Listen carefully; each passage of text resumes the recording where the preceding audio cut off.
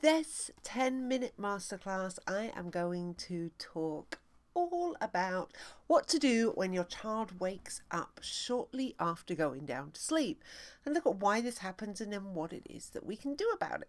Let's get started. So when your child wakes up shortly after going down to sleep, and I mean that that's happening within about an hour of them falling asleep, then that's normally due to one of two things. It can be due to your child going down to sleep, down to bed, too sleepy. That meaning that you're laying them down and they're either too sleepy or they're actually asleep. And then they kind of like bounce back awake. And normally this wake up is kind of very quick and very urgent. It's not going to fussy wake up. It's normally that kind of quick, urgent wake up.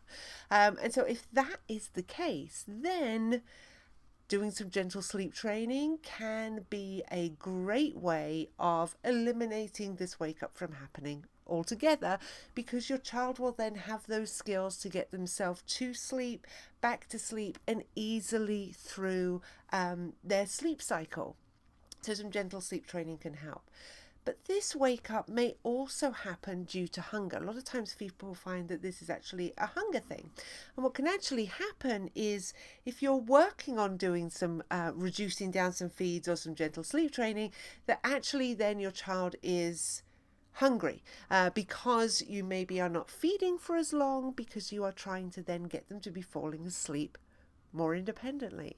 So what you can actually do to really help with this is to, before you begin your routine, or right at the beginning of the routine, is to feed your child then go through your routine and then topping up at the end, so that you can be working on reducing down how much it is that they're having right at the very end before falling asleep, but they've not actually missed out on any calories there, which could potentially cause them to kind of wake up.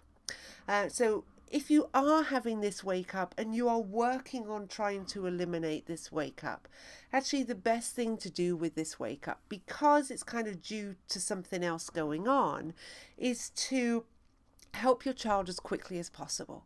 So that means go to them as quickly as you possibly can and help them back down to sleep as quickly as you can, even if it means kind of a feed, just so that they get back down to sleep. So as you're working on those other things, I think it's kind of important that we don't have a prolonged wake up at this stage.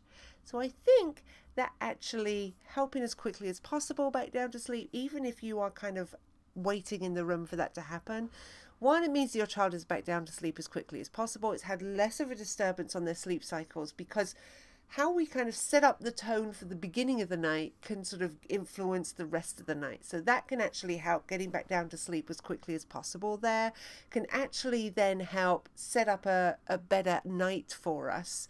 But also you are trying to work on eliminating this. So hopefully all the other work that you're doing on eliminating this will mean that it kind of just stops happening anyway. So I wouldn't worry too much about creating habits, even if it means that you're rocking your child back to sleep then, or feeding them back down to sleep then, because you're working on eliminating it. Good luck. And of course, if you have any questions about this whatsoever, just post those in the Facebook group.